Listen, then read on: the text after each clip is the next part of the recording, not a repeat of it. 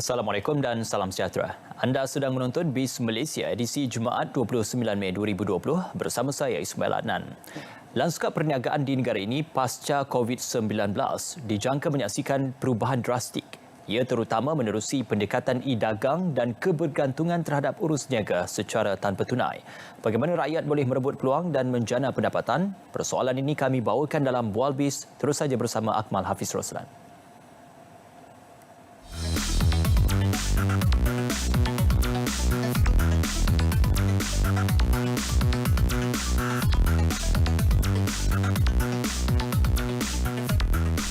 Baik, terima kasih rakan di studio dan untuk waktu ini dalam segmen Bual BIS, saya bersama-sama dengan tetamu yang telah pun bersedia di talian iaitu Dr. Amir Aris, pensyarah kanan Fakulti Pengurusan Teknologi dan Teknosawan Universiti Teknikal Malaysia Melaka UTM yang akan membincangkan tentang rebut peluang jana pendapatan. Assalamualaikum, Doktor. Waalaikumsalam. Apa khabar? Baik, sihat. Doktor sihat? Alhamdulillah, terima kasih. Baik, jadi doktor, kalau kita lihat dalam situasi ketika ini dengan pandemik COVID-19, jadi bagaimana doktor melihat prospek ataupun peluang perniagaan yang berpotensi boleh dimanfaatkan oleh masyarakat termasuk usahawan sedia ada ini, doktor? Ya, terima kasih Tuan Akmal.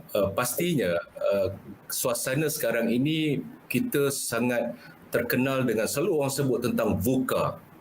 VUCA world ataupun kita panggil sebagai V itu volatile ataupun tidak menentu. Yang kedua ialah U uncertainty, tak pasti. And kemudian kita bercakap tentang kompleks dan akhir sekali tentang ambiguous ataupun kita dalam keadaan sama-sama. Kesannya ialah bila pandemik ini datang, pastinya secara faktanya apabila disebut oleh Ketua Perangkawan Malaysia, Datuk Seri Dr. Muhammad Uzir Mahidin, peningkatan pengangguran itu pada suku yang pertama ini meningkat sehingga 3.5%. Berbanding pada tahun sebelum ini, suku yang keempat 3.2%. Ini menunjukkan inilah satu saat ataupun satu keadaan maksimum ataupun yang paling tinggi kadar pengangguran di Malaysia. Walaupun VUCA World ini menjadikan ataupun menghantui kita sebagai seorang businessman, apa pun kita kena lalui dan apakah prospek berdasarkan kepada apa yang berlaku sekarang. Sebab kita harus melihat dari sudut mata lebah bukan mata lalat.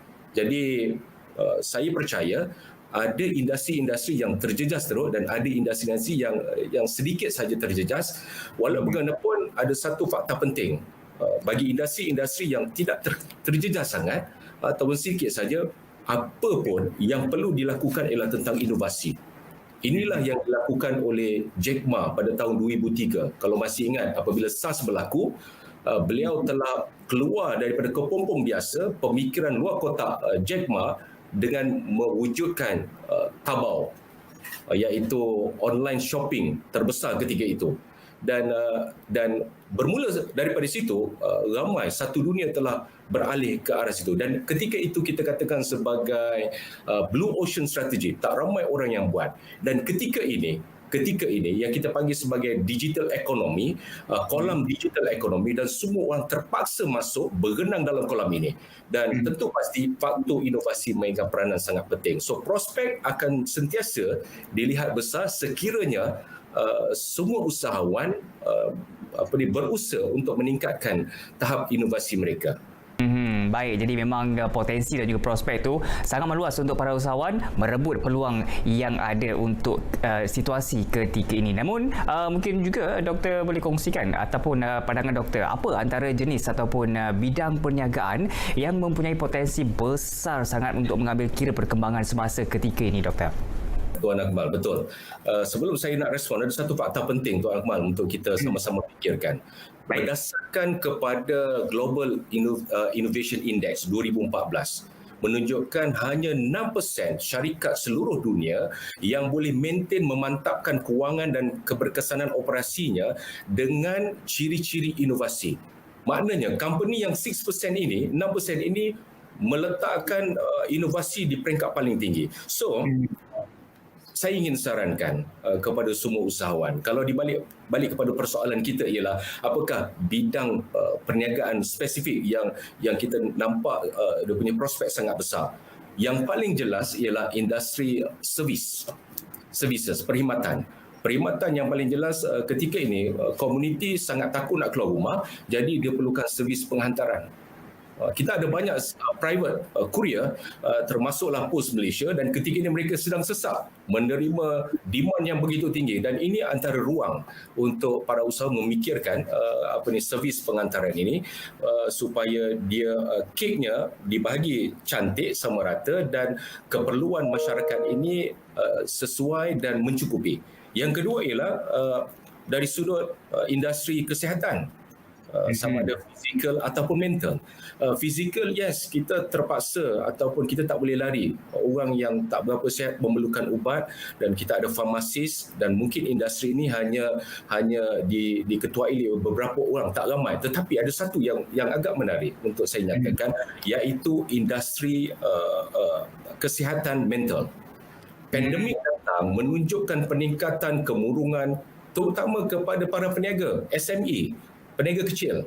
Dan apa yang berlaku ialah ruang perniagaan yang terbaru yang saya sebutkan sebagai perkhidmatan coaching online. Dan ketika VUCA World ini dihadapi oleh para usahawan kecil, tentu mereka memerlukan guideline. Mereka dalam keadaan tak tahu nak buat apa. Jadi saya rasa industri coaching ataupun training online ini memainkan peranan yang sangat penting untuk melonjakkan, paling tidak bermula dengan mindset yang betul.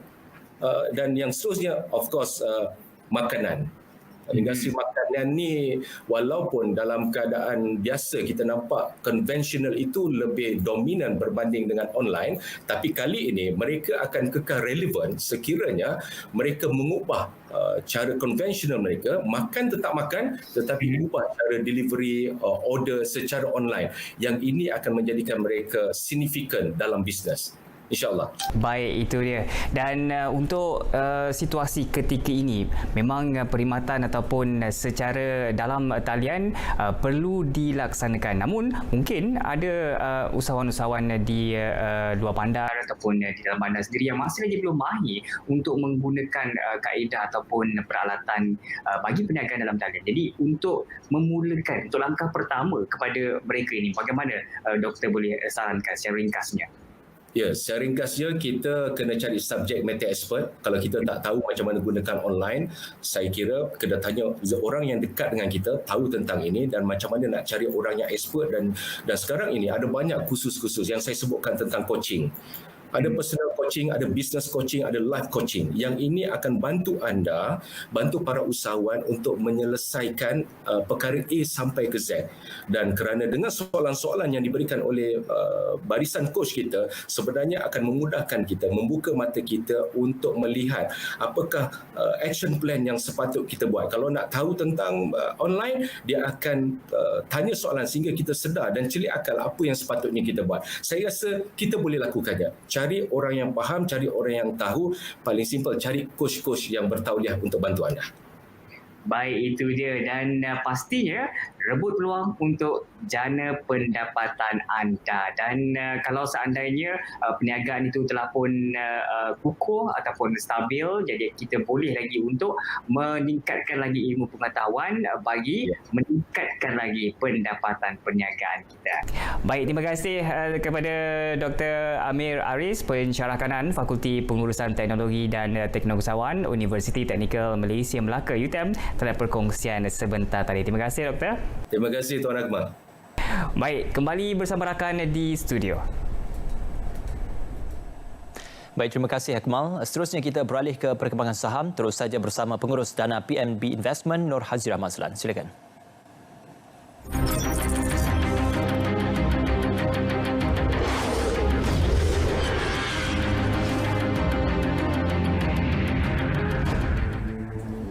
Pada sesi dagangan pagi, Bursa Malaysia dan pasaran serantau memulakan dagangan terakhir bulan Mei dengan dibuka rendah, menjejaki penurunan semalaman di Wall Street yang jatuh 147.63 mata atau 0.6% untuk ditutup kepada 25,464. Sentimen pasaran hari ini dipengaruhi oleh kebimbangan terhadap ketegangan antara Amerika Syarikat dan China serta para pelabur mengambil sikap tunggu dan lihat terhadap pengumuman yang akan dibuat oleh Presiden Amerika Syarikat Donald Trump pada hari ini selepas China telah meluluskan rang undang-undang keselamatan nasional ke atas Hong Kong. Pada penutup 12.30 tengah hari, indeks komposit FBM KLCI jatuh 0.48 mata untuk ditutup rendah kepada 1,457.02. Pasaran berada dalam trend positif dengan kaunter untung mengatasi kaunter rugi pada kadar 458 berbanding 406. Sementara 1,036 kaunter kekal tidak berubah atau tidak diurus niaga. Secara keseluruhan, 30 saham komponen FBM KLCI menyaksikan 13 kaunter untung, 17 kaunter rugi dan selebihnya kekal tidak berubah. Antara kaunter untung, Top Glove Corporation berhad, CIMB Group Holdings berhad dan Hong Leong Bank berhad. Masing-masing naik 26 sen, 7 sen dan 6 sen. Manakala kaunter rugi, Nestle Malaysia berhad, Petronas Dagangan berhad dan Kuala Lumpur Kepong berhad. Masing-masing jatuh 80 sen, 46 sen dan 14 sen. Sementara itu, nilai matawan tempatan didagangkan bercampur-campur. Ringgit naik 0.06% kepada RM4.35 sedolar Amerika. Selebihnya, ringgit susut 0.74% kepada RM4.83 seeuro, 0.52% kepada RM5.37 sepaun, 0.29% kepada RM4.06 setiap 100 yen dan 0.29% kepada RM3.08 sedolar Singapura. Laporan disampaikan oleh Nur Hazira Mazlan, PNB Investment Berhad.